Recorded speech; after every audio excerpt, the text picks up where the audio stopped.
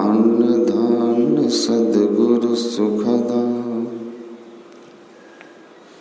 महिमा कही न जाए। जो कुछ कहूँ तुम्हारी कृपा, मौतें कछु न बसाए।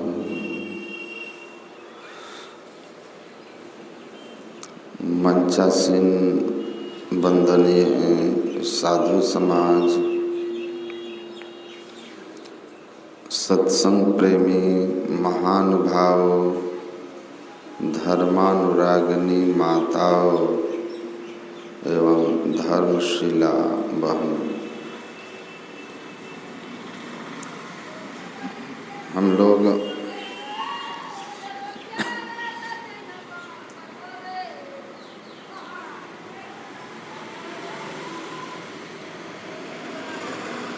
रामचरितमानस से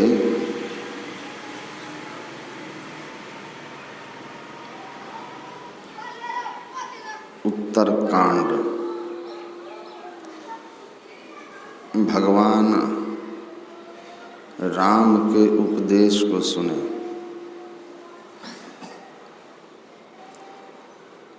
भगवान राम अपनी प्रजा को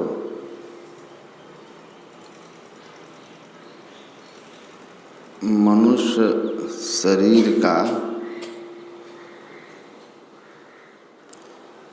महिमा सुना रहे। मतलब जिस शरीर रूपी घर में हम लोग रहते हैं, उसी घर से भगवान राम परिचय करा रहे कि आप जिस शरीर रूपी घर में रहते हैं, वह शरीर आपका कैसा है। इस शरीर की महिमा क्या है, क्योंकि इस शरीर को बनाने वाले भगवान हैं, और इसलिए जो बनाता है उससे बेहतर उस वस्तु के बारे में किसी और के पास ज्ञान नहीं होता है।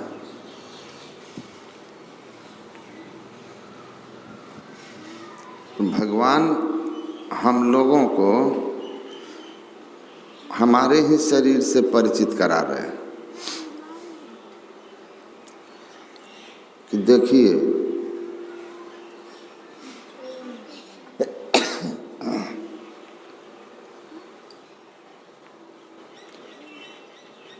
आप जिस तन को पाए हैं, आप मतलब जीवात्मा, जीवात्मा को यह शरीर मिला है। बड़े भाग मानुष तन पावा। किसने पाया? जीव ने पाया। भगवान समझात कर कहते भी हैं कि आकर 4,84,84 जोनि भरमत यह जीव अविनाशी। ईश्वर का अविनाशी अंश जीव 84 लाख प्रकार के योनियों में भटकने के बाद कबहुँ करि करुणा नर देहि। ईश्वर की करुणा से, दया से, कृपा से यह मनुष्य शरीर पाया।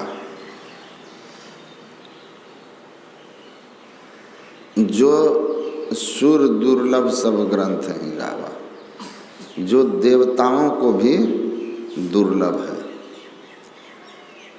तो हम जिस शरीर में हैं,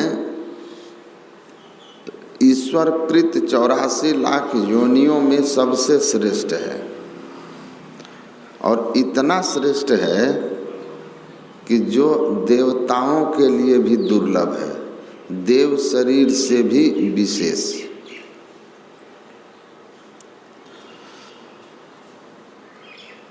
तो जो शरीर देवताओं के शरीर से भी विशेष है, जिस शरीर के प्राप्ति के लिए लालायित देवता हैं, उस शरीर की महिमा बड़ी दुर्लभ होगी। तो भगवान समझा रहे हैं कि आप देव दुर्लभ शरीर में हैं। तो आप इस बात को जान लीजिए अच्छी तरह से कि इस शरीर में जो आपका काम होगा वह काम भी देव दुर्लभ होगा। तो कौन सा काम है जो आपको इस बार करनी है? कहीं ऐसा ना हो कि आप वही काम कंटिन्यू करते रह जाए जो और शरीर में किए हैं आप जीव। और अभ्यास है 84 लाख योनियों में जिस तरह का काम आप किए हैं वो सब एक ही है, एक ही प्रकार के काम को किए हैं। इसीलिए आपको गहरा संस्कार बैठा हुआ है जो हटता नहीं है। मैं प्रातः कह रहा था ना कि पीढ़ी दर पीढ़ी पाखंड को, अधर्म को हमारे मन मस्तिष्क में धर्म कह कर के बैठा दिया गया है। उससे आप निकल पाते हैं? कितना डरते हैं लोग, जिससे कुछ नहीं बिगड़ सकता। जिस ठूंठ वृक्ष का जो ठूंठ आपका कुछ नहीं बिगाड़ सकता, उसको आपके दिमाग में बैठा दिया गया है कि भूत है, और आप उससे कांपते रहते हैं, थरथराते रहते हैं, डरते रहते हैं, क्योंकि मस्तिष्क में बैठ गया है ना कि भूत है, भूत है। तो उस ठूंठ को भूत समझ रहे हैं। जिस दिन उस ठूंठ की वास्तविकता आप जान जाएंगे कि वृक्ष का ठूंठ है, उस दिन आपको कोई भयभीत नहीं कर सकता, कोई भयभीत नहीं कर सकता।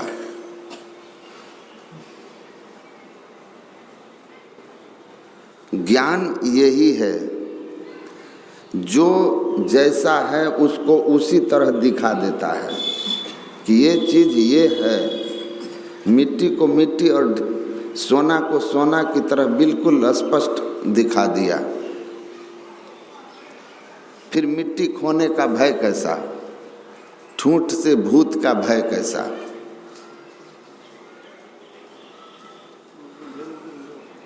तो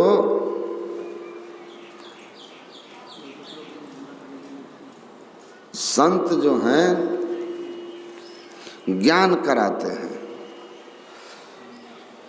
स्पष्ट करके समझाते हैं, कहीं कोई संदेह न रह जाए आपको। सुकरात हुए एक संत, बैठिए बाद में आइएगा। अच्छा आने दे, ठीक है, आइए आइए आइए आइए, अब मत आइएगा कोई आदमी। सुकरात जो थे एक संत थे यूनान में, उनको जहर दिया गया क्योंकि सच बोल रहे थे ना। जब सच बोलिएगा ना तो बहुत कुछ उसकी कीमत चुकानी पड़ती है। लेकिन जो संत होते हैं वो सच बोलने से पीछे नहीं हटे, क्योंकि संसार का कल्याण के लिए उनका जीवन होता है। तो सुकरात के समय में उनके देश में बलि प्रथा चरम पर थी। मूर्ति, देवी मूर्ति को लोग बकरे की बलि देते थे और हर घर से देना होता था। तो सुकरात के यहाँ से भी देना है, सबका नंबर था। सुकरात का नाम पुकारा गया कि भाई आप अपना बकरा लेकर आए, तो सुकरात एक मिट्टी का बना हुआ बकरा लेके पहुंच गए। तो कहा लोग कि ये क्या कर रहे हो, ये तो मिट्टी का है। कहा कि जिंदा देवी ले आओ, तो जिंदा बकरा ले आऊं। मिट्टी की देवी है तो मिट्टी का बकरा भेंट कर रहा हूं। तो बिगड़ गए लोग, बिगड़ गए। सुकरात कहा बिगड़ो मत, सच यही है। गुरु गोरखनाथ ने कहा सरजीव तोड़िला निर्जीव पूजिला, पाप के करनी कैसे दूतर तरीला। कहते हैं जीव को मारकर निर्जीव पर चढ़ा देते हो, पाप का यह कृत्य करके तुम भवसागर कैसे पार करोगे, कैसे पार करोगे। तो सत्य जब भी बोला गया ना, तो जिनके लिए सत्य बोला गया वही लोग उनको पत्थर मारते हैं। बाद में फिर मूर्ति बना के पूजने लगते हैं, लेकिन उसके ज्ञान का आदर नहीं करते हैं। ये दुर्भाग्य रहा सब दिन से। लेकिन जीवन काल में ही संत के ज्ञान को जो समझ के अपना लिया, उसका उद्धार हो गया, उसका उद्धार हो गया।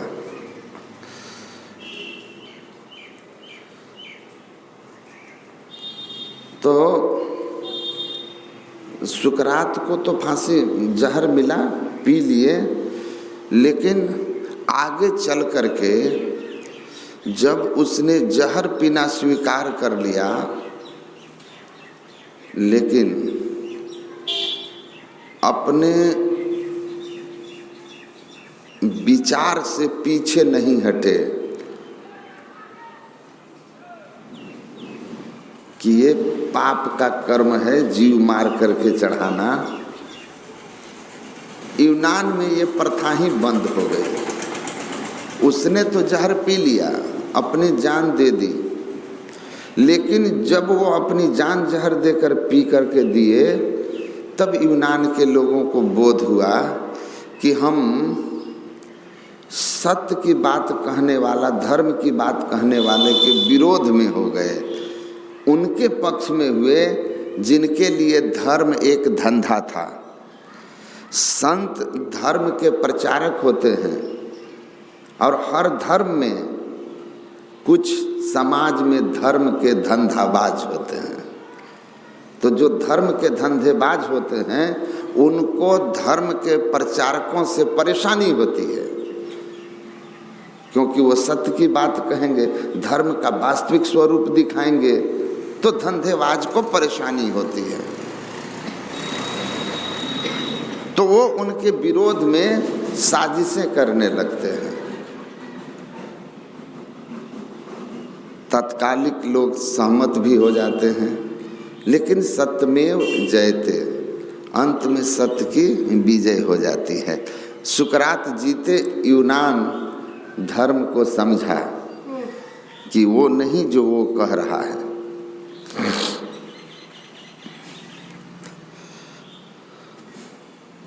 भगवान राम जब अपने शरीर में थे, तो आप विचारिए, आप भगवान मानते हैं ना, सब लोग, हम भी मानते हैं कि भगवान के अवतार थे, अवतारी हम लोगों के बीच थे। लेकिन उनके अपने समय में उनकी माता कैकेयी ने भगवान माना था। तापस भेष विशेष उदासी, 14 वर्ष राम वनवासी, ऐसे कह दी। वो धोबी जो अपनी पत्नी को घर से निकाला, वो राम को भगवान मानता था। उसने क्या कहा कि मैं राम की तरह ऐरा गैरा नहीं हूँ।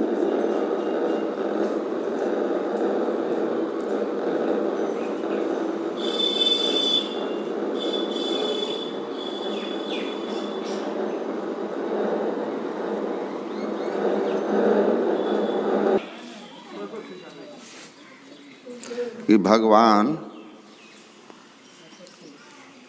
राम को आप अपने सामने कितना महत्व दिया कि मैं राम नहीं हूँ जो सीता 1 साल तक रावण के पास रही तो रख लिया, मैं विशेष व्यक्ति हूँ। एक रात भी तुम बिना आदेश के किसी के यहाँ रह गई है तो हम तुमको नहीं रखेंगे। मतलब वो जो धोबी थे वह भी अपने को राम से बहुत श्रेष्ठ और राम को नीच मानते थे, तभी ना ऐसा कहा कि राम जैसा गिरा हुआ नहीं हूं मैं। आप समझिए, राम इसलिए अपने उपदेश में अपनी प्रजा को कहे कहूँ करहूँ जो तुम ही सुहाई। उनको पता था कि इस धराधाम पर सच बोलने वालों को बहुत ज़्यादा लोग तवज्जो नहीं देते हैं, झूठे के पीछे बहुत भागते हैं। तभी कबीर साहब कहा ना, साच कहूँ तो कोई न माने और झूठ कहा न जाई हो। या जग अंधा मैं के ही समझाऊं, हम किसको समझाएं? सब तो अंधे बने हुए हैं, उसी ओर चलते हैं जिस ओर चल के नरक का द्वार खुलता है। मुक्ति का द्वार का उपदेश कितने लोग सुनना चाहते हैं, देख लीजिए।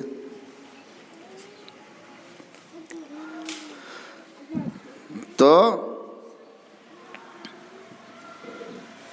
सत्य की बात महापुरुष लोग इस धरती पर आकर के समय समय पर कहते रहे।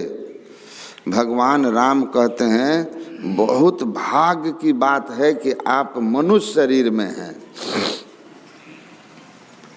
बड़े जोनियों में जन्म मरण के दुख को आप सहे हैं,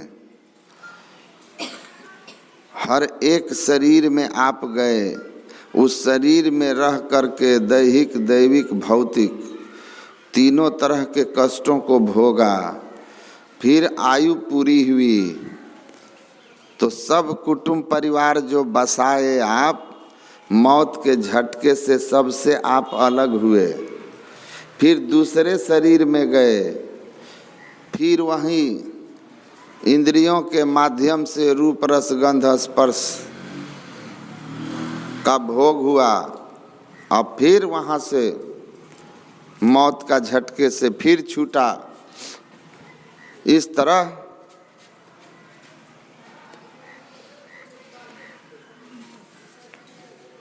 जन्म और मरण का दुसह चक्र करोड़ों करोड़ों जन्म वर्ष से आप भोगते आ रहे हैं।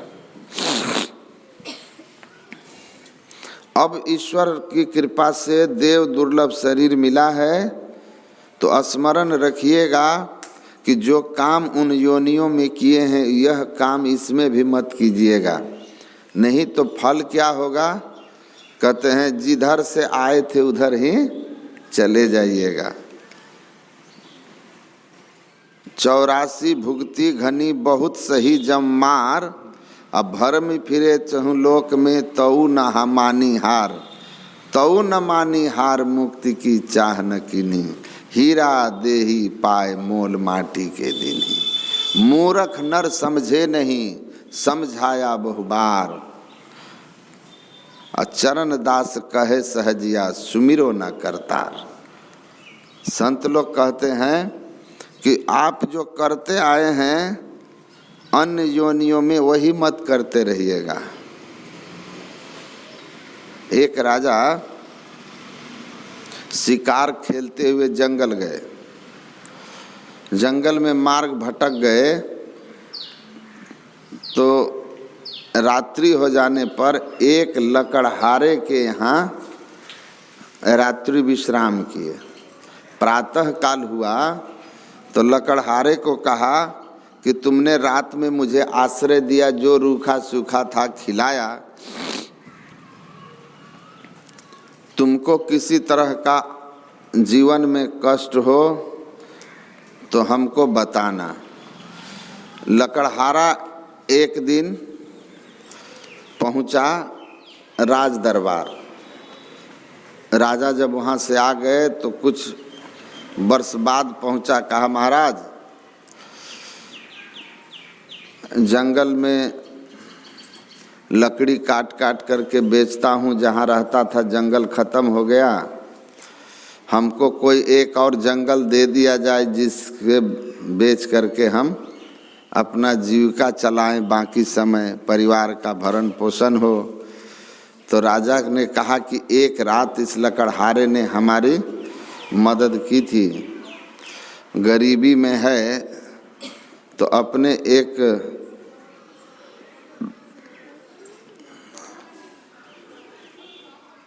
दरबारी को बुला करके कहा कि जाओ इसकी गरीबी हमेशा के लिए दूर हो जाए, इसको चंदन वाला जंगल दे दो। चंदन की महंगी लकड़ी काट करके बेचेगा, धनवान हो जाएगा।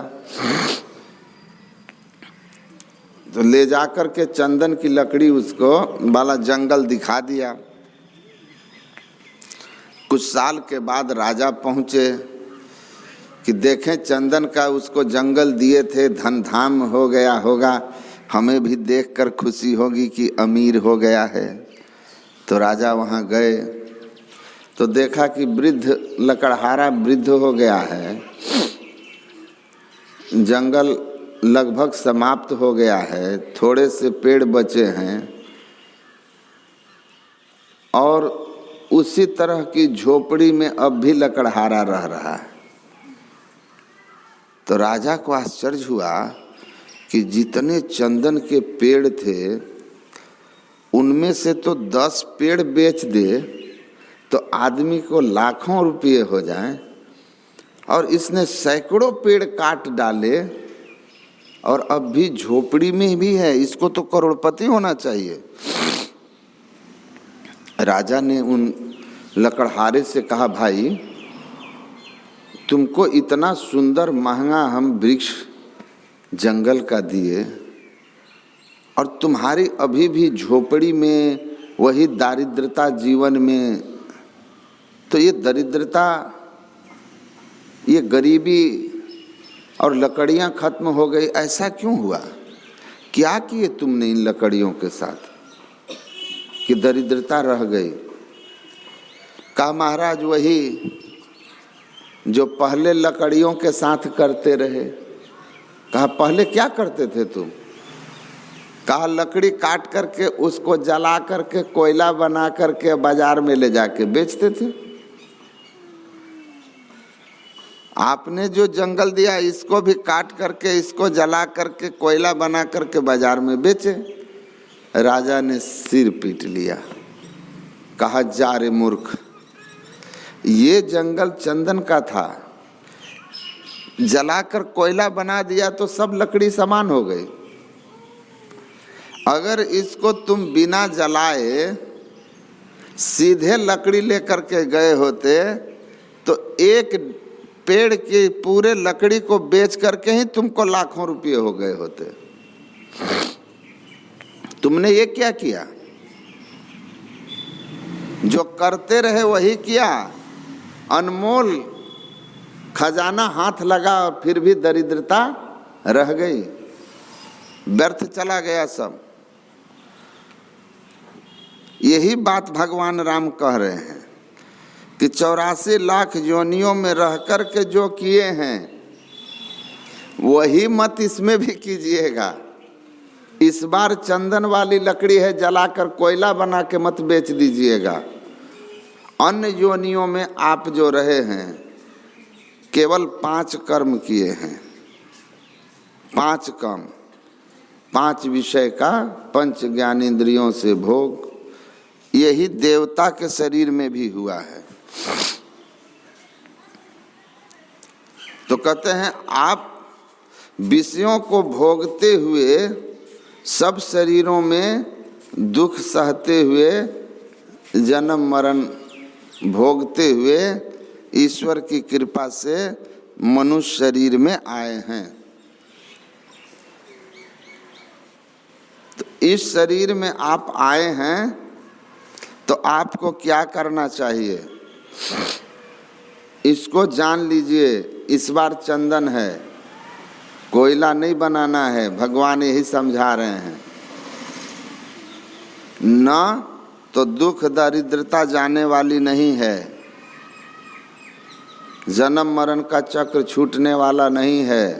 यही तन कर फल विषय न भाई। भगवान कहते हैं देखो अन्य शरीरों में भोग करते आए हो, क्योंकि सब शरीर भोग प्रधान थे। ये शरीर साधन धाम है, इसको भोग धाम मत बना देना, वरना वही गति इस शरीर को पाकर के होगी जो पहले के शरीरों में हुई है। तो हमको क्या करना है, भगवान कहते हैं भोगी मत बनिएगा, विषयों के भोगी बनकर के मत रह जाइएगा। अपने आप को भोग में जोग जगावे रे भाई, सोई सदगुरु संत कहावे। आपको भोगों में रह कर के योग करना है, केवल भोग में नहीं रहना है, नहीं तो सिर धुनी धुनी पछताए। भगवान कहते हैं भोग के लिए नहीं मिला, 84 लाख योनियों में जाओगे, नरक का भोग भोगोगे और फिर अनंत काल तक जन्म मृत्यु के सिलसिला में फंस जाओगे। संसार में लोग आते हैं जाते हैं, यहाँ कहने कौन आता है? कबीर साहब की एक वाणी है, इतते सबहीं जात हैं, भार लदाए लदाए, उतते कोई न बाहुरा, जासे पूछा जाए। उतते सदगुरु आया, जिनकी मति है थीर, भव सागर के जीव को ले पार उतारे तीर। कहे कबीर सुनो धर्म आगरा, अमित हंस ले जाए उतर भव सागरा। कबीर साहब कहते हैं कि इस शरीर में आकर के ज्ञान के अभाव में मानव अनेक तरह के पाप कर्मों का भार अपने सिर पर लेके जाता है, जाके नरक भोगता है, नरक के दुख के बाद नीच योनि में जाता है। पर आके कोई बताता है कि हम नरक में हैं कि कहाँ हैं? कोई फिर आकर के नहीं बताता।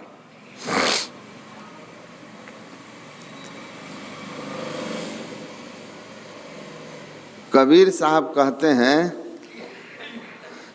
एक हैं जो जाकर के आते हैं और बताते हैं, उतते सतगुरु आइया, जाके मति है थीर। संत सदगुरु जीवन काल में साधन करके स्वर्ग नरक और ईश्वर सबको प्रत्यक्ष करते हैं और उस मोक्ष के धाम में पूर्ण समाधि में पहुंचकर परमात्मा की पूरी खबर लेकर, परलोक का पूरा समाचार पूरा ज्ञान लेकर के और तब फिर शरीर भाव में आते हैं और आ करके हम जीवों को उपदेश कराते हैं। इसीलिए कबीर साहब ने कहा कि संत क्या कहते हैं, संत का जो ज्ञान है वो उसका अनुभव है। शास्त्रों में लिखी हुई बातों की प्रत्यक्षता संत को होती है और तब आकर कहते हैं वेद पुराण कहो किन झूठा, झूठा जो न विचारा। मैं उस ज्ञान की गवाही हूँ कि सही है।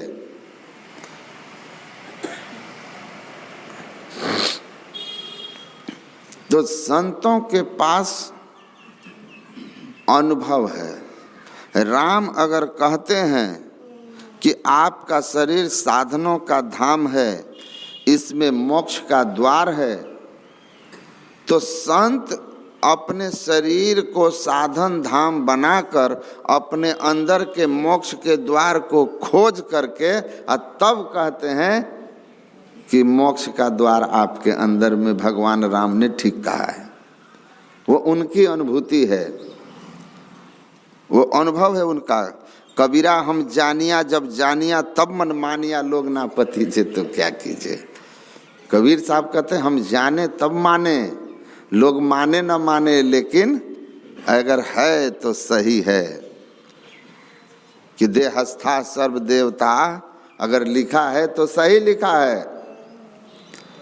पिंड माही ब्रह्मांड ताही पार पद ते ही लखा तुलसी ते ही की लार खोली तीनों पट भीनी भई। अगर लिखा हुआ है कि माया के 3 आवरण आप और परमात्मा के बीच हैं, वो तीनों आवरण घटतम प्रकाश व शब्द पत्र जीव पर हैं छा रहे, उन तीनों पर्दों को हटाओगे तो परमात्मा से एक मेक हो जाओगे, फिर द्वैतता कुछ नहीं रहेगी। तो ऐसा अगर सदगुरु महाराज कहते हैं या ऐसा संत तुलसी साहब कहते हैं या ऐसा उपनिषद कहते हैं, तो उनके ऋषियों ने इसको साधन करके अनुभव करके कहा कि एकदम सही बात है। सतसंतों की सदयुक्ति यही से भव बंधन दूर सही होता में ही शंका न रही। सत कहा सतसंतों ने। गुरु महाराज कहते हैं अब शंका नहीं है, जो संत लोग कहे हैं सब बात सत है, मुझे इस बात का कोई शंका नहीं है, क्योंकि मैं ही जो अनुभव ज्ञान हो अनुमान क्या करे, ये मुझे अनुभव हो गया है। तो संत अनुभव करके तब कहते हैं कि शास्त्र में लिखी हुई बात सत्य है।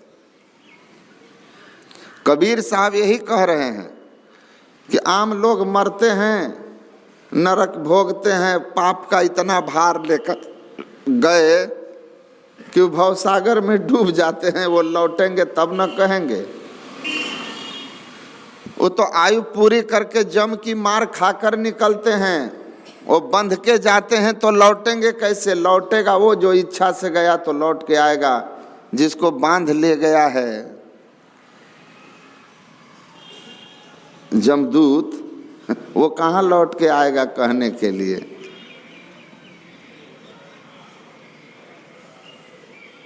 वो तो फिर कहीं नरक भोगेगा, फिर किसी और योनि में जाएगा। जीते जी साधन करके मोक्ष के द्वार को खोला, माया के सारे आवरण को पार किया, पूर्ण समाधि में ईश्वर से एक हुआ और तब आकर वहाँ की खबर दिया। कहे कबीर हम धूर के बासी, धूर से लेकर के आया, परमात्मा के धाम से वो ज्ञान लेकर के आया और तब मुट्ठी लाया ज्ञान की जामे वस्तु अनेक। इस शरीर रूपी समुद्र में डुबकी मारा, ज्ञान की मुट्ठी भर करके लाया और आकर के उस ज्ञान को संसार को सुनाया।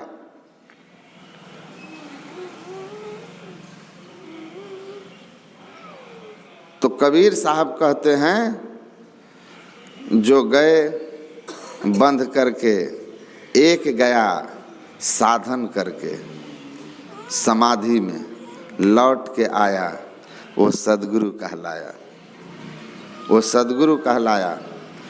वो आकर के उपदेश देते हैं, उनकी मति स्थिर होती है, स्थिर बुद्धि वाले, स्थिर बुद्धि। भगवान कृष्ण ने भी कहा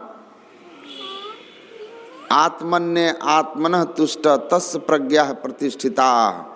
जो अपनी आत्मा में स्थित हो गया, जो अपने स्वरूप में स्थित हो गया है, उसकी प्रज्ञा, उसकी बुद्धि स्थिर हो गई, प्रतिष्ठित बुद्धि वाला है, उसको कोई नहीं हिला सकता। तलवार रख करके सामने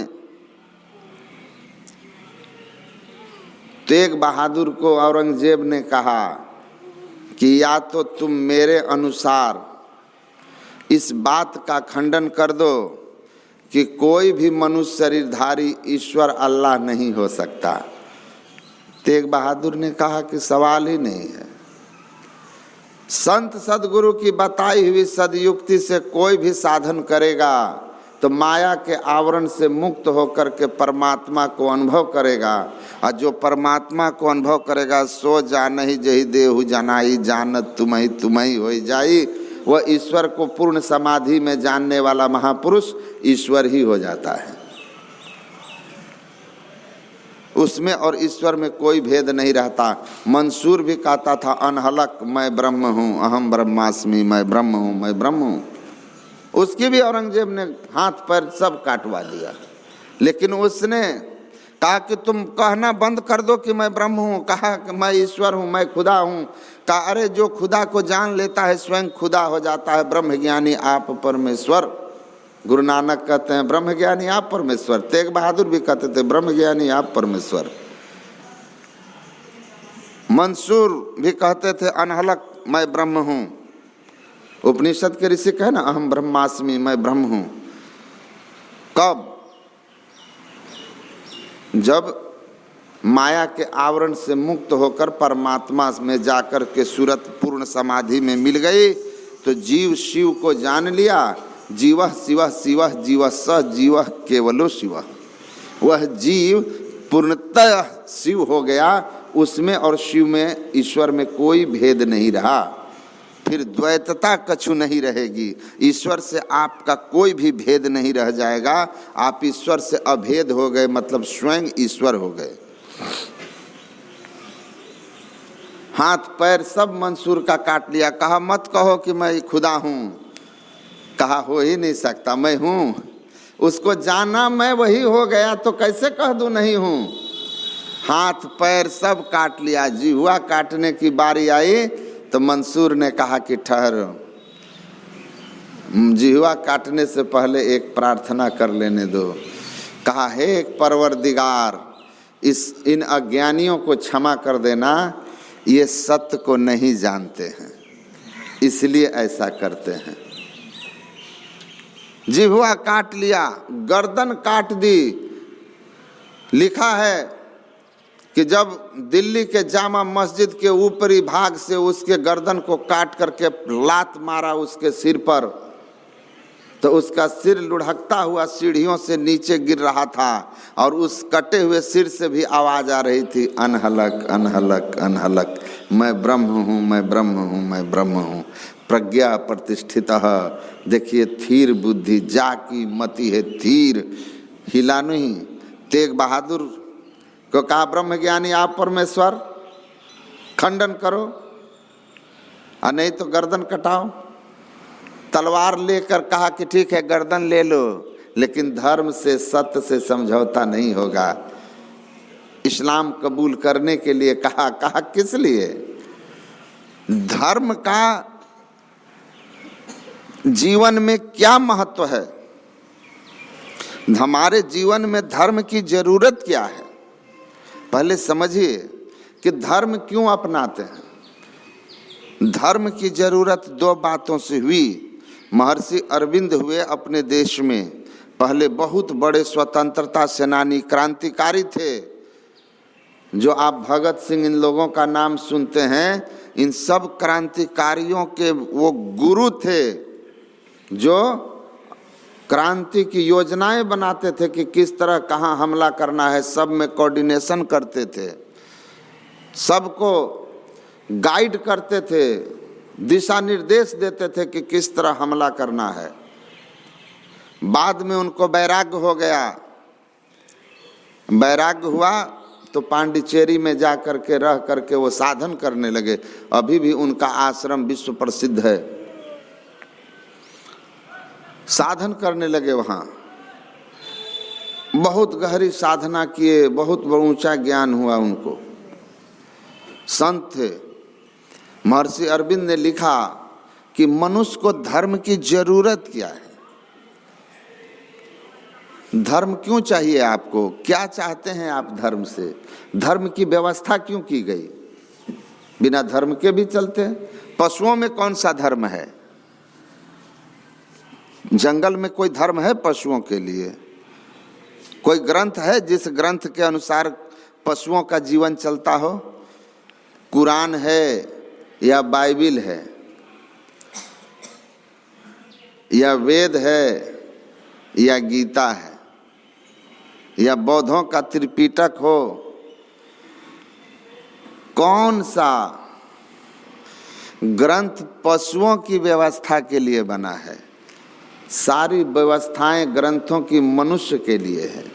धर्म मानव जीवन का अंग है, तो मनुष्य के जीवन में धर्म क्यों? इसलिए कि यह देव दुर्लभ शरीर है, और यहाँ अगर धर्म की व्यवस्था नहीं हुई तो फिर हम पशुओं की तरह अराजक योनियों में जाएंगे जहाँ कोई व्यवस्था नहीं होगी। तो क्यों जाएंगे? तब महर्षि अरविंद ने कहा कि देखो, हमारे जीवन में धर्म के कारण दो हैं। पहला कारण है इमॉर्टेलिटी ऑफ सोल, आत्मा की अमरता। आत्मा की अमरता, शरीर मरेगा, आप अमर हैं, आप ईश्वर अंश जीव अविनाशी, आकर 4 लक्ष्य 84 जोनि भ्रमते जीव अविनाशी, आप अमर हैं। शरीर मिला, शरीर छूटेगा, वस्त्र की तरह शरीर आपने धारण किया है और वस्त्र की तरह आप शरीर का त्याग करेंगे। भगवान कृष्ण ने गीता में इस ज्ञान को साफ साफ कहा कि वसांस जीर्णानि यथा विहाय नवानि गृह्णाति नरो पराणि तथा शरीरानि विहाय जीर्णान्यन्यानि संयाति नवानि देहि। पुराने वस्त्र को त्यागा, नया वस्त्र धारण किया, उसी तरह पुराने शरीर को त्यागा, नया शरीर धारण किया। धारण करने वाला और वस्त्र दोनों अलग अलग हैं। वस्त्र बहुत पहनेंगे, बहुत खोले हैं। आपको याद है किसने वस्त्र पहने और कितने खोले इसी जीवन में? तो कितने शरीर धारण किया, कितने शरीर छोड़े, याद रहेगा? जो पीछे का है।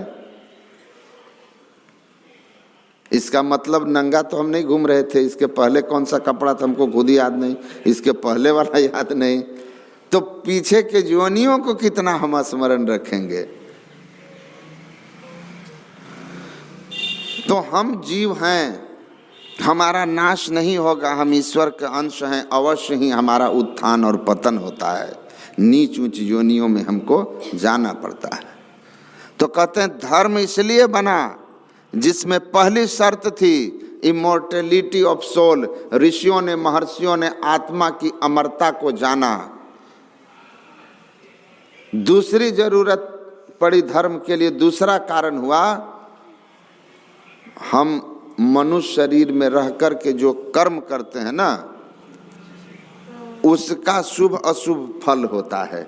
अन्य योनियों भोग योनियां हैं, अन्य योनियां भोग योनियां हैं, इसलिए उनमें किए हुए कर्मों का कोई मतलब नहीं होता।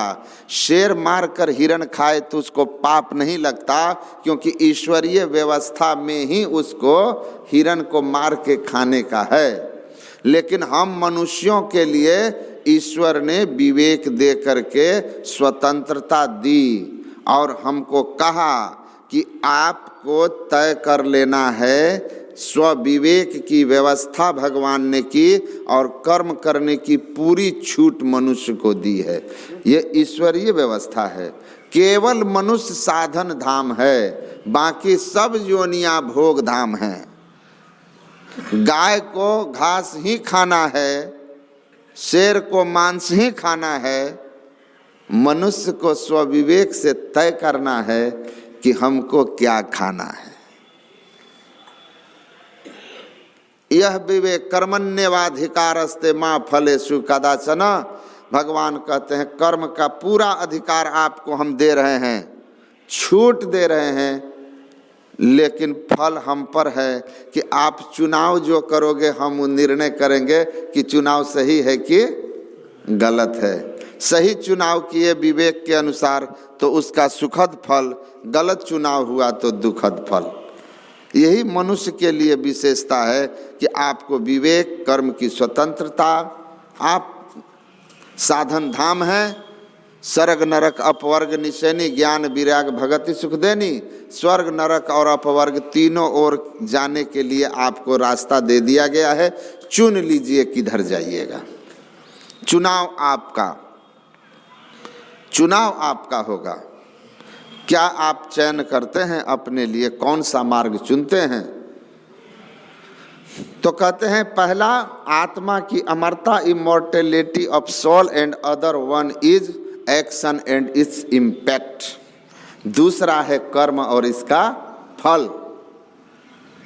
तो हम जानते हैं कि बुरा करेंगे तो आज नहीं तो कल, कल नहीं तो अगले शरीर में हमको भोगना पड़ेगा, क्योंकि हमारा नाश नहीं होगा, किए हुए कर्म का फल हमको भोगना ही पड़ेगा। अवश्यमेव भुक्तव्यम कृतम कर्म शुभाशुभम। तो अशुभ करोगे तो दुख मिलेगा, शुभ करोगे सुख मिलेगा।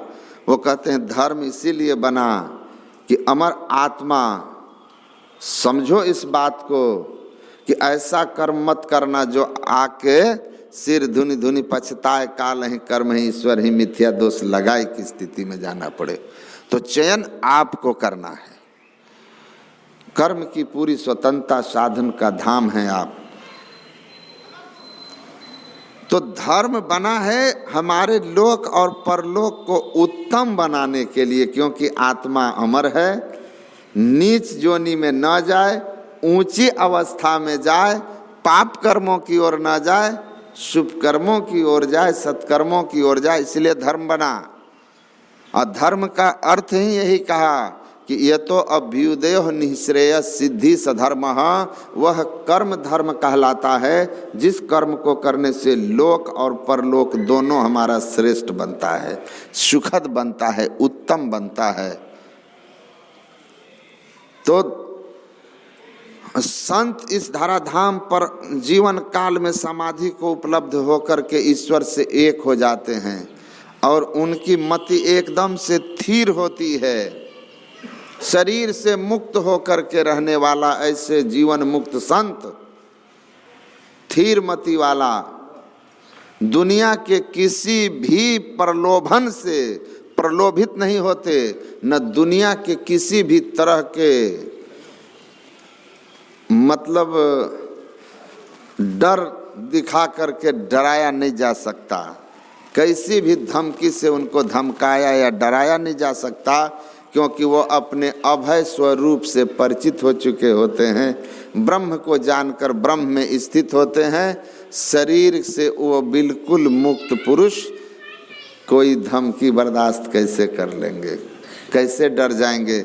जो मृत्यु से अपने को परे कर लिया हो, उसे मृत्यु का भय भी नहीं दिखाया जा सकता। अब मृत्यु के भय से बड़ा भय जीवन में और कुछ किसी के जीवन कोई दिखा भी नहीं सकता। तो मृत्यु से परे। सिकंदर ने जब दंडयायन को कहा कि मेरी बात नहीं सुनोगे तो देखो तलवार एक क्षण में तुमको अभी गर्दन काट के जान मार देंगे, मृत्यु के मुंह में पहुंचा देंगे, तो महर्षि दंडयायन बादशाह सिकंदर के सामने ठठा कर हंसे और कहे कि तुम किसको धमका रहे हो, किसको धमका रहे हो? जिस मृत्यु का तुम मुझे भय दे रहे हो, इस मृत्यु से मैं कब का मुक्त हो चुका हूं। मैं मृत्यु से परे हूं, काल की पहुंच से परे हूं। तलवार तुम्हारी मेरी गर्दन को काट सकती है, मुझे नहीं। जिस गर्दन को कट जाने का भय मुझे दिखा रहे हो, उस गर्दन से मैं कब का आपको अपने आप को अलग कर चुका हूं। मैं अपने अविनाशी स्वरूप से परिचित हूँ, इसीलिए गर्दन कट के गिरेगी। जैसे तुम देखोगे गर्दन कटा और गिरा, वैसे मैं भी देखूंगा गर्दन कटा और गिरा। तलवार तुम्हारी हमें नहीं काट सकता, मैं गर्दन से परे हूँ। कोई अस्त्र शस्त्र नैनंग छिदंति शस्त्राणि नैनंग दहति पावक न चैनम कलेदयंतापो नैनंग शोषति मारुतः। मैं किसी अस्त्र शस्त्र से कटने वाला, किसी अग्नि से जलने वाला, पानी से भींगने या हवा से सूखने वाला नहीं हूँ। मैं तो अजर अमर अविनाशी ईश्वर का अभिन्न स्वरूप आत्मा हूँ, निर्भीक है। तो संत आते हैं, वो आकर के स्थिर मति वाला, दुनिया के किसी भी भय से भयभीत नहीं होने वाला,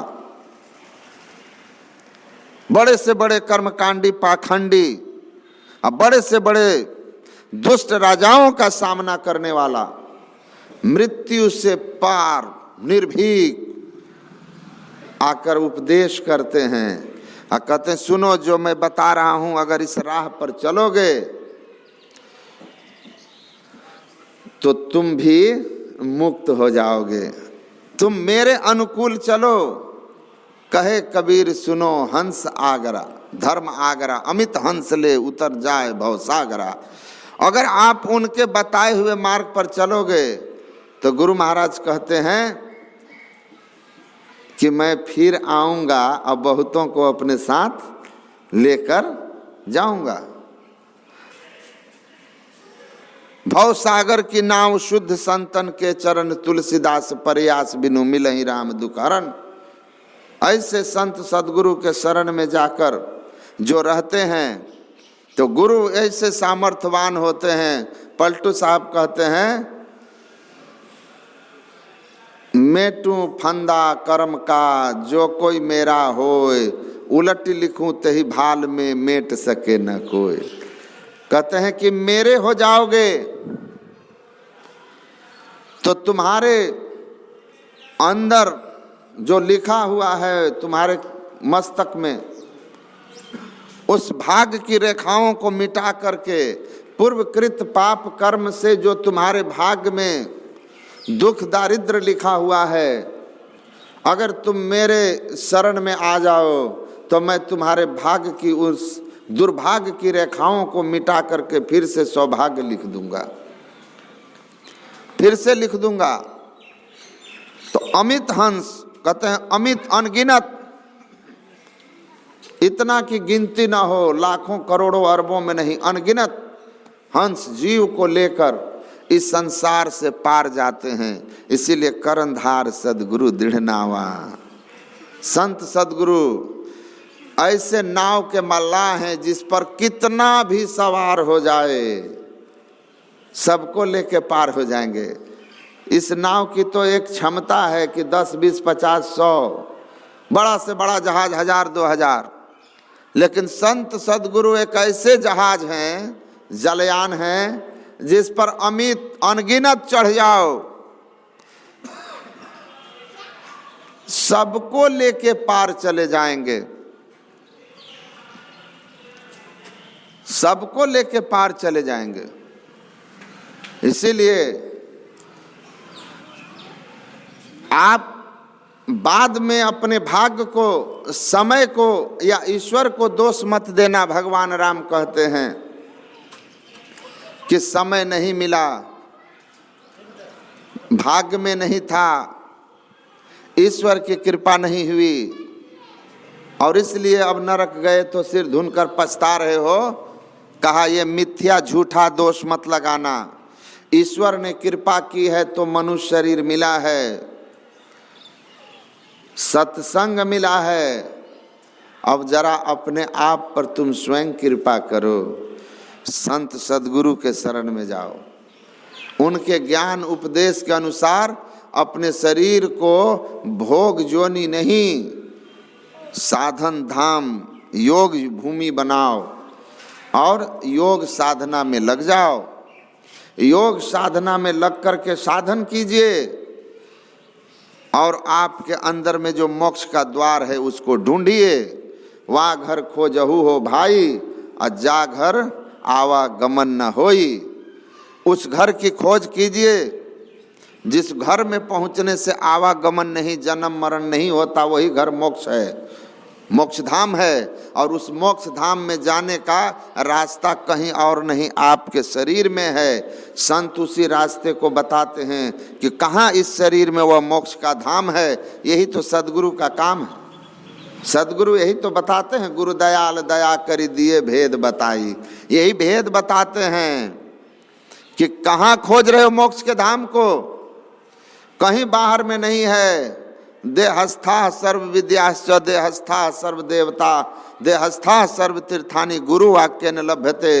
वह गुरु अपने ज्ञान उपदेश से दीक्षा शिक्षा में यही बताते हैं कि मोक्ष का द्वार कहाँ है, जिस द्वार में चलकर सारी विद्याएं, सारे देवता और परम पिता परमात्मा सबको इसी घट ही में सरगुण, घट ही में निर्गुण, घट ही में सतपद वासा और नहीं परती तो गुरु हरि से वो आपा अर्पी बनो दासा। कहते सब कुछ घर में ही बाहर नाही, अब बाहर टोले सो भरम भुलाही। गुरु नानक देव जी महाराज कहते हैं सब कुछ घर, शरीर रूपी घर में सब कुछ है, ज्ञान देवता मुक्ति का धाम। इंगला पिंगला बैठ सुषुम्ना हे रही। आप अपने सुषुम्ना को जरा खोजिए, वही मोक्ष का द्वार है, वही 10वां द्वार है जिसको शिवनेत्र कहते हैं, आज्ञा चक्र केंद्र बिंदु कहते हैं। उसकी खोज करिए कहाँ पर है। यही तो गुरु भेद देवें, सार खुले बंद 10वां द्वार। ये 10वां द्वार मोक्ष का द्वार है। 2 आँख 2 कान 2 नाक 1 मुंह मलमूत्र के, ये 9 के 9 द्वार ये जम के द्वार हैं। हम जब शरीर त्यागेंगे इन्हीं 9 द्वार में से निकलेंगे, और 9 द्वार जम के द्वार हैं। यहाँ जम पकड़ लेगा, बहिया पकड़ी जम ले चला, कोई संग न साथी हो। 10वां द्वार मोक्ष का द्वार है। सूरदास कहते हैं नर बपुधर जो जन नहीं गुरु के, जम के मार्ग जई हैं। जो मनुष्य शरीर में आकर करनधार सदगुरु दृढ़नावा के शरण में नहीं गए, वे जम के मार्ग जई हैं। वे जम के मार्ग में जाएंगे, जम के मार्ग से निकलेंगे, इन्हीं 9 द्वार से निकलेंगे। और 9 द्वार से निकलेंगे तो परिणाम होगा कि बहिया पकड़ी जम ले चला, कोई संग न साथी। तो जम पकड़ेंगे तो कहाँ ले जाएंगे? जमाले ले जाएंगे। तो क्या करें? 10वें द्वार से निकलिए, वो मोक्ष का द्वार है। और यही मोक्ष के द्वार केवल मनुष्य के शरीर में है। और गुरु महाराज कहते हैं कि मोक्ष का द्वार आपके शरीर में है, इसीलिए आप सबसे श्रेष्ठ हैं। नहीं तो आपके शरीर में वही मेद मज्जा मांस रग रग में रक्त भरियो पेटहु पेटारिसी में ठौर ठौर मली है। क्या है आपके शरीर में इसके अतिरिक्त? कुछ है? गाय भैंस के शरीर में भी यही है, आपके शरीर में भी यही है। ऊपरी शरीर के तल पर तो वही है सबका, लेकिन एक ऐसी चीज आपके अंदर में है जो 84 लाख में किसी में नहीं है, वह है मोक्ष का द्वार। ये 10वां द्वार कहीं किसी शरीर में नहीं है। और इसी 10वें द्वार मोक्ष के द्वार के होने के कारण आप मनुष्य देवताओं से श्रेष्ठ होते हैं, 84 लाख योनियों में श्रेष्ठ हैं। गुरु महाराज कहते हैं केवल नर ही तन से मुक्ति को पावहु, याते यातन दुर्लभ मुक्ति कमावहु। केवल और केवल मनुष्य के शरीर से ही मुक्ति हो सकती है, क्योंकि मोक्ष का द्वार और कहीं नहीं है। तो है साधन, है सब व्यवस्था, है मुक्त का मार्ग, लेकिन मार्ग बंद है। तो जब मार्ग ही बंद है तो उसको खोजना होगा ना। गुरु महाराज से एक बार एक सदगृहस्थ ने पूछा कि गुरुदेव, कबीर साहब ने कहा है सदगुरु सब कुछ दिन देत कछु ना रहियो, हम ही अभागिन नारी दुख सुख तज दुख लहियो। कि सदगुरु ने जब सब कुछ दे ही दिया, देने में कोई कमी नहीं की, तो फिर हम अभागिन नारी कैसे रह गए कि सुख छोड़ के दुख लिए, जब गुरु ने सब दे ही दिया। तो गुरु महाराज ने कहा कि सारा धन संपदा सोना हीरा रुपया पैसा तिजोरी में है, और गुरु महाराज ने आपको तिजोरी की चाबी दे दी, तो कुछ देने में कमी रहा? का लो ये तिजोरी की चाबी, तो सब कुछ दे दिया, सारा तिजोरी का खजाना हमारा हो गया। तो जी अब तिजोरी खोल करके और तुम उसमें से धन ले करके अपने लिए सुख की साधन की व्यवस्था नहीं करोगे तो दुखी रहोगे कि नहीं? तो कहा कि जी, का उसी तरह यह शरीर जो है, इस गुफा मह अकुट भंडारा तिस बिच बसे हरि अलख अपारा। ये शरीर रूपी तिजोरी के अंदर सब सुख का साधन है, सब कुछ है, परमात्मा तक है। लेकिन तुम इस शरीर रूपी खजाने को शरीर रूपी तिजोरी को खोलोगे नहीं तो चाबी तो हमने दे दिया, चाबी दे दी ताला खोलन की, चाबी क्या है? बंद कराए पलक पट को, कहे बाहर में तुम मत भटको। गुरु महाराज कहते हैं दृष्टि की कुंजी सुखमन द्वारा, तम कपाटती सरतिल तारा, खोलो चमकी उठे ध्रुव तारा, गगन थाल भरपूर उजेरा। दृष्टि की कुंजी, कुंजी क्या है? चाबी क्या है? दोनों दृष्टि की युगल धारों को एक कर दीजिए, ये चाबी है। अंधकार रूपी कपाट 10वें द्वार पर लगा हुआ है, इस 10वें द्वार रूपी कपाट को खोलिए, सुषुम्ना रूपी ताला में प्रवेश कराकर दृष्टि की दोनों कुंजी धारों को, ये शरीर रूपी खजाना जो है, जो शरीर रूपी तिजोरी खुल जाएगा और भरपूर खजाना आपको इसके अंदर में ही मिल जाएगा। आपके जीवन की सब दुख दरिद्रता खत्म हो जाएगा। त्यागी चढ़ू 10म द्वारे सुख पाओ रे भाई, 10वें द्वार में चलिए और सुख भोग कीजिए, आनंद को देखिए। आपके अंदर में तेरे निकट उल्टी भरी पीव सो अमृत गंग है, आपके अंदर में अमृत है। विषय पी करके आप दुखी हो रहे हैं, रूप रस गंध स्पर्श शब्द, अपने अंदर में हरि रस को पान कीजिए, अमृत रस को पान कीजिए। वो अमृत रस 10वें द्वार में जाके सुखमन के झीना नाल से अमृत की धारा बह रही, अमीन सूरत धार धरी भाठा से सिरा चढ़ी रही, इस गुफा में अकुट भंडारा। कहते हैं ना गुरु गोरखनाथ, कबीर साहब, धर्म शास्त्र सब में देखिएगा कहाँ पर है? आपके अंदर 10वें द्वार में अमृत है, जो अंतर ज्योति और अंतरनाद के रूप में है, जिसको भैया जी हरिरस पी मतवारा, हरिरस पी मतवारा कहा। इस हरिरस को पीकर मतवाला हो जाइएगा, अंतर ज्योति अंतरनाद रूपी हरिरस अमृत को।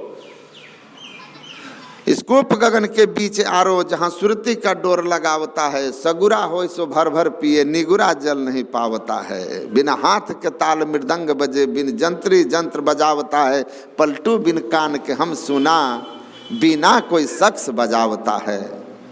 आपके अंदर में अमृत कुंड है, उलट करके पान कीजिए, 10वें द्वार से प्रवेश कीजिए, मुक्ति के मार्ग में जाइए, अमृत मिलेगा, अमर हो जाएंगे।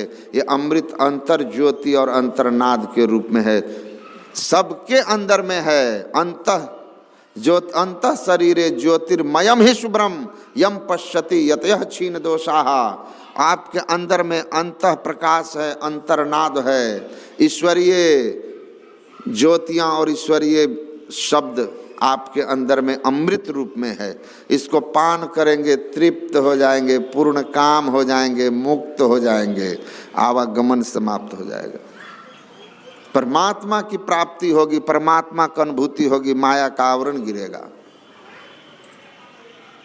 तो 10वें द्वार मोक्ष का द्वार दोनों आंखों के ठीक मध्य में है, लेकिन इसका पता बिना संत सदगुरु के कोई नहीं जान सकता। बिन दया संतन की में ही जानना इस राह को, हुआ नहीं होता नहीं वह होनहारा है नहीं। गुरु वाक्य न लभ्यते, बिना गुरु के नहीं जान सकते हो। इसीलिए कहा बिना गुरु की कृपा पाए नहीं जीवन उधारा है। तो करणधार सदगुरु दृढ़नावा के संसर्ग में शरण में जाकर अपने आपको उनके चरण शरण में ले जाकर के उनके आज्ञानुकूल अपने जीवन को बनाइए। आपका खान पान कैसा होना चाहिए? यतयः क्षीण दोषा, वही इस अंत शरीर अपने शरीरस्थ अमृत को पान करने का अधिकारी है। वेदांत कहता है जो अपने को दोष दुर्गुणों से मुक्त किया, पाप कर्मों से अपने को हटाया, खान पान से अपने आप मनोवृत्ति को, अपने चित्त को शुद्ध किया। गुरु नानक कहते हैं जो रत लागे कापड़ा जामा होए पलीत, जे रत पिए नानका कैसे निर्मल चित। कहते हैं कि मंदिर में जाते हुए पूजा के लिए किसी आदमी के शरीर में किसी पशु का रक्त उठ करके लग जाए, वह अपवित्र वस्त्र पहन करके अपवित्र शरीर वाला मंदिर में पूजा करने नहीं जाएगा, क्योंकि वह उसको अपवित्र हो गया, खून लग गया ना। अजे रत पिए नानका कैसे निर्मल चित। अब परमात्मा कहते हैं हमको निर्मल मन जन सो मोहि भावा, मुझे तो निर्मल हृदय वाला पसंद है। तो जो सीधा ही रक्त पी गया, मांस को खा गया, उसका चित्त निर्मल कैसे हो सकता है? ऐसे और पवित्र चित्त वाला परमात्मा की भक्ति का अधिकारी नहीं हो सकता। ना वीरतो दुष्चरितान, ऐसे दुष्चरित्र व्यक्ति से, मांसाहारी और शराबियों से परमात्मा की भक्ति नहीं हो सकती, क्योंकि भक्ति करने की जो योग्यता है उसकी पहली शर्त है कि जीवन सदाचारमय होना चाहिए। सदाचार में झूठ, चोरी, नशा, हिंसा, बेविचार, मांस, मछली, अंडा से मुक्त जीवन। तो अपने को सदाचार में रखकर सद्गुरु की सदयुक्ति यही है कि मुक्ति का मार्ग आपके अंदर में है, जो दोनों आंखों के ठीक मध्य से राह गई है, बड़ी झीनी है साधु नैन नगर से। उसकी ठीक ठीक सदयुक्ति जान लीजिए और सदयुक्ति जान करके बैठकर साधन कीजिए। कहते हैं पहले आराम से बैठिए, आंख बंद कीजिए, सीधा बैठिए, हस्ता उत्संगाधाय स्वनासागर कृत्य क्षण। आंख बंद करके पहले गुरु के दिए हुए मंत्र को श्रद्धा और प्रेम से जपिए। जपते जपते मन जब शांत हो जाए तो मंत्र से संबंधित रूप का ध्यान कीजिए। मंत्र से अधिक सिमटाव रूप में होता है। रूप के दर्शन से मन शुद्ध और शांत होता है, सात्विक होता है। हिलता हुआ गंदा पानी में चेहरा नहीं दिखता, लेकिन पानी जब शांत हो जाएगा और मिट्टी नीचे बैठ जाएगी तो चेहरा दिखता है। उसी तरह मंत्र जप करते हुए रजोगुण तमोगुण की प्रवृत्तियां जब शांत हो जाती है, सात्विक भाव आता है, तो हमको अपने इष्ट का रूप धुंधला सा दिखने लगता है। और जैसे जैसे इष्ट का रूप में हम मन को स्थिर करते चले जाते हैं, वैसे वैसे रूप स्पष्ट होते जाता है, चित्त शुद्ध होते जाता है। रूप जब साफ हो जाता है तो चित्त भी साफ हो जाता है, निर्मल मन के आप हो जाते हैं। और ऐसे चित्त, निर्मल चित्त वाला, सात्विक भाव वाला साधक योग्यता प्राप्त कर लेता है कि 10वें द्वार में अपने दृष्टि रूपी कुंजी को समाविष्ट कर दे, एक करके बाईं दाईं दृष्टि की धारों को। वाम दक्षे निरुद्धन्ति प्रविशन्ति सुषुम्नायाम। बाईं दाईं दृष्टि की धारों को निरुद्ध करके सुषुम्ना में चाबी को प्रवेश करा के 10वां द्वार खोल के अपने अंदर में प्रवेश कर जाए, मोक्ष के द्वार में प्रवेश करके, और ज्योति नाद रूपी अमृत को पान करता हुआ परमात्मा में जाकर के मिल करके एक मेक हो जाए, और वह भी संत बन जाए। पूर्ण समाधि में ईश्वर के साथ एकता हो गई। अब फिर जब समाधि से नीचे उतरा तो वहाँ पर आकर के वह पूर्ण मुक्त पुरुष संत होकर के संसार को फिर परिचय देना शुरू कर देता है, बताना शुरू कर देता है। गुरु से ली हुई दीक्षा से वह स्वयं एक जलती हुई कैंडल से दूसरा कैंडल जला दीजिए, तीसरा चौथा हजारों कैंडल एक कैंडल से जला दीजिए, एक मोमबत्ती से 1000 मोमबत्ती जला दीजिए। क्या पहले मोमबत्ती का प्रकाश कम हो जाएगा? नहीं होगा। वैसे एक ब्रह्मज्ञानी अपने युक्ति से करोड़ों ब्रह्मज्ञानी पैदा करता है। वे करोड़ों ब्रह्मज्ञानी आकर संसार को चेताते रहते हैं। तो संत की बताई हुई सदयुक्ति से साधना करके ही अपने अंदर में मोक्ष के मार्ग को कोई ढूंढ पाता है। और जो एक बार मोक्ष के मार्ग में प्रवेश कर गया, वह भले परमात्मा तक न पहुंच पाया इस शरीर में, अगला जन्म मनुष्य से नीचे योनि में नहीं जा सकता है।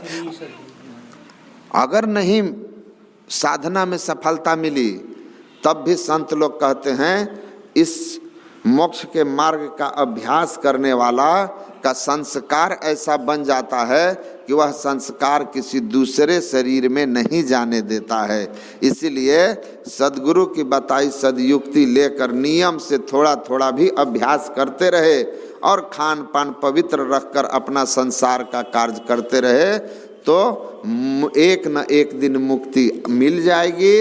और यह मनुष्य शरीर भी अगले जन्म जब तक मुक्ति नहीं मिलती रहेगी। तो ये दुर्लभ ज्ञान है। भगवान राम इस धराधाम पर आकर के समझाए ठाकुर रविंद्रनाथ की पंक्तियों के साथ हम अपने प्रवचन का अंत करते हैं। रविन्द्रनाथ टैगोर ने लिखा है एक जगह कि वेद, पुराण, कुरान, हदीस, बाइबिल, गॉस्पेल ऑफ जेसस, ये जो अनेक धर्म हैं, मत पंथ हैं, इनमें जो मूल ज्ञान है, मोक्ष का ज्ञान है, जिस ज्ञान को धारण करके जीव मुक्ति के पथ पर जाता है, उस ज्ञान का प्रचार प्रत्येक धर्म के ठेकेदार जो होते हैं होने नहीं देते, न जनता को बताते हैं, क्योंकि ये ज्ञान से आपको हम क्या देंगे। एक बार आपने मोक्ष का मार्ग सीख लिया, घर में बैठ के साधन करो, हमारा आपसे लेना देना क्या। आप साधन कीजिए, जितनी तत्परता से साधना करेंगे उतना आपको लाभ होगा। इसमें खर्च कुछ नहीं है, इसमें खर्च कुछ नहीं है, आसान है। बाकी में खर्च है, लेन देन है, लंबा लंबा बिल है। तो जिससे मुक्ति नहीं होगी लेकिन दान बहुत मिलेगा, तो उस ज्ञान को तो प्रचार करेंगे ही ना। जिनको अपना परिवार उसी पैसे से चलाना है, अपना जीवन निर्वाह उसी से करना है, तो वो तो उसी को आगे करेंगे।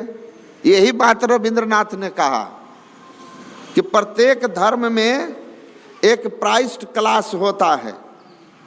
प्राइस्ड क्लास, पुरोहित वर्ग, जो धर्म के उन बातों को आगे करता है जिससे उनको धन की प्राप्ति होती है, उन बातों को नहीं जिससे जीव का कल्याण होता है। क्योंकि जीव के कल्याण के मार्ग में बढ़ने के लिए धन का कोई महत्व नहीं है, ज्ञान का महत्व है। उस ज्ञान को राज महि राजा, जोग मह जोगी, तप में तपिसुर, गृहस्थ मह भोगी, ध्याय ध्याय भक्त सुख पावा, नानक किन पुरुष का कोई अंत न पावा। यहाँ तो जाति पाति कुल धर्म बड़ाई का कोई मतलब नहीं है।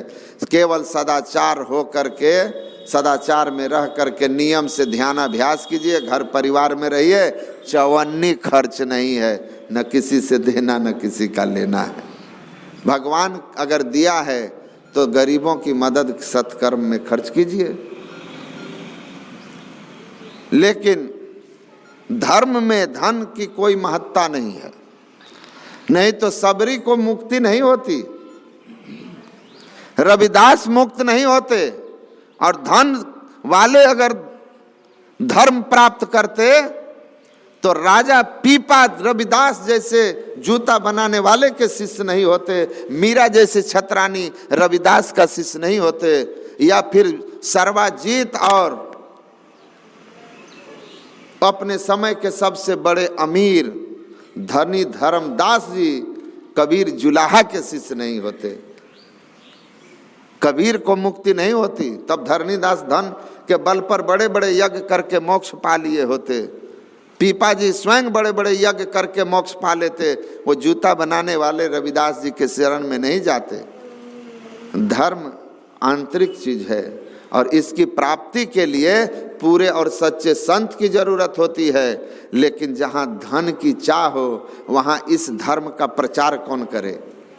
इसीलिए रविंद्रनाथ कहते हैं कि धन की इच्छा से, सांसारिक भोगों की इच्छा में रहने वाला प्राइस्ड क्लास प्रत्येक धर्मों में होते हैं, जो अपने धर्म के कल्याणकारी मोक्ष मार्ग को जनहित में जनता को जानने नहीं देते हैं। प्रयत्न करते हैं इसको दबाए रखो, लेकिन ईश्वर की कृपा से स्वयं कभी रामकृष्ण के रूप में तो कभी संत सदगुरु के रूप में इस धराधाम पर उनका अवतार होता है और वे आकर के मोक्ष के कल्याणकारी ज्ञानों को संसार के सामने रखते हैं। जो कोई इन अवतारी महापुरुषों रामकृष्ण और कबीर नानक जैसे संतों के शरण में जाते हैं, उनके ज्ञान मसाल के नीचे अपने को ले जाते हैं, वो मुक्ति में पहुंचते हैं। और ये जो तथाकथित धर्म के ठेकेदार प्राइस्ड क्लास के पीछे चलते हैं, वो बार बार इस संसार चक्र में फंसते हैं। उनका स्वर्ग नरक जन्म मरण सुख दुख आवागमन कभी खत्म नहीं होता। तो मनुष्य के लिए यह परमात्मा ने विवेक दिया है कि आप सत्कर्म करो, आप परमात्मा की भक्ति करके मुक्ति पालो, पाप करके नरक चले जाओ, ये आपके ऊपर है। बाद में पछताना पड़ेगा।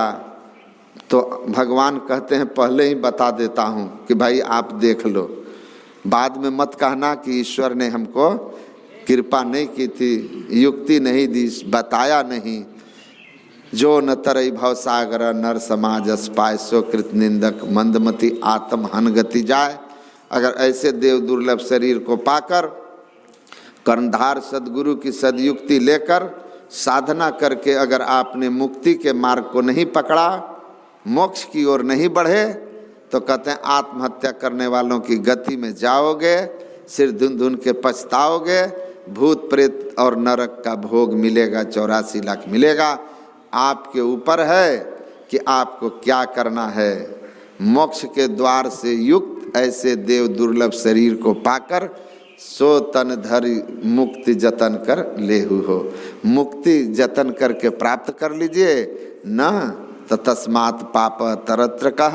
नहीं तो मनुष्य शरीर पाकर भी अगर विषय भोगी बने रहे, मोक्ष का साधन नहीं किए, तो भगवान विष्णु कहते हैं उससे बड़ा पापी कौन है कि जहाँ से मुक्ति पाया जा सकता था, भगवान पाया जा सकता था, वहाँ से आप कीट पतंग की जोनी में जाते हैं। तो वो आपको निर्णय करना है कि देव दुर्लभ शरीर से साधना करनी है या फिर बाहरी कर्मकांड में लग के रहना है या फिर पाप कर्मों में रहना है, या जिह्वा के स्वाद के लिए जीव मार के उदर भरत हुए तिनको लेखो ऐसे हो। असुर दान भगवंत भजन जन मानो ऊँट खर भैंसो।